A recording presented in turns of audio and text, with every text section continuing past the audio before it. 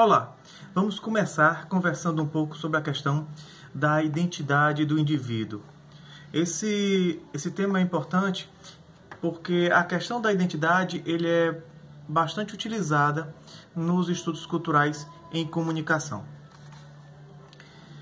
A primeira coisa que a gente deve levar em consideração no texto que foi passado para vocês é o questionamento da formação da identidade do indivíduo. Tá? Vamos ver como era o indivíduo antes da modernidade. Antes da modernidade, sistema feudalismo, tal.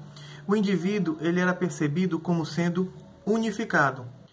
O indivíduo ele era unificado, ele não era percebido em suas diferentes nuances, tá? E a segunda característica é que ele era visto exclusivamente em relação à sua função na sociedade. Para que serve o indivíduo na sociedade feudal? Para produzir, para batalhar, para ser senhor feudal. Ele não tinha a sua individualidade. Essa era a figura do indivíduo antes da modernidade.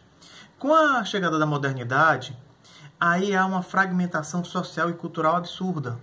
Começa-se a discutir a questão social, começa a discutir a questão de gênero, a questão de etnia, de nacionalidade. Começam a surgir novas referências. E o indivíduo que ele era centrado nas estruturas tradicionais, com essas estruturas ruindo, ele fica sem nenhum tipo de base. E aí essa fragmentação social, essa fragmentação da sociedade acaba influenciando na percepção de como o indivíduo se vê. Acaba influindo na percepção ou na formação da identidade do indivíduo. O indivíduo na modernidade passa a ser um indivíduo fragmentado. O texto continua falando sobre 3 concepções de identidade, tá? A primeira concepção de identidade é o sujeito do iluminismo. O sujeito do iluminismo, ele é um individualista em sua essência, e sua essência não muda desde seu nascimento. O sujeito nasce e sua essência não muda. Esse é o sujeito no iluminismo.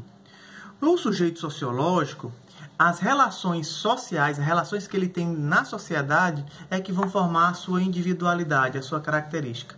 E a terceira concepção de identidade é do sujeito pós-moderno.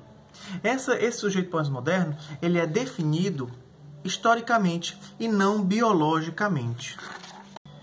Na modernidade, o indivíduo é percebido de 2 maneiras. Essas 2 maneiras são lados de uma mesma moeda, tá? Primeiro, ele é percebido como um sujeito indivisível. Ele é visto como um todo.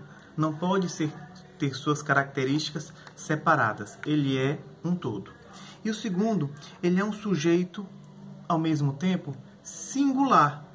Ele é distinto, ele é único. Singular, distinto e único, porque ele vai se libertar das estruturas opressoras que existiam antes da modernidade. Igreja, por exemplo, o próprio feudalismo, por exemplo. O homem, na modernidade, ele é livre. Ele é livre porque ele pode se construir a partir das relações que ele tem na sociedade. Ele pode se construir a partir de como ele se forma, das leituras que tem, da sua formação social, cultural, dos grupos que ele faz parte. Isso faz com que ele seja único, que ele seja individual. A percepção do indivíduo na sociedade, tá? Por conta da modernidade, tem um viés bem sociológico, tá? Para a formação do indivíduo, a sociedade passa a ser referência. Então, meio que volta um pouco sobre a questão da dependência do indivíduo com algo maior do que ele. Antigamente, ele era dependente das estruturas, ele fazia parte das estruturas e ele simplesmente era uma peça, ele era funcional. Ele não tinha a sua individualidade percebida ou garantida. Com a modernidade, acaba acontecendo isso de uma maneira um pouco diferenciada, tá? No caso, a sociedade é que passa a ser a referência. A sociedade que faz com que ele, a partir de então, se torne antagonicamente uma figura anônima, uma figura impessoal. Se vocês lembrar um pouquinho, a característica do indivíduo na sociedade de massa é justamente esse indivíduo atomizado, esse indivíduo que não interage com o restante da massa. Essa é meio a característica do indivíduo da sociedade moderna. Por um lado, ele é cheio de particularidades, por ser a sociedade fragmentada, sociedade que se percebe diferentemente culturalmente, sexualmente, nacionalmente, em termos de nacionalidade, em termos de raça, mas por outro lado, e aí o indivíduo ele faz parte dessas diferentes sociedades ou diferentes contextos ou configurações, mas por outro lado ele é um indivíduo que é impessoal, ele é um indivíduo que desaparece dentro do conceito da sociedade, dentro do contexto da sociedade.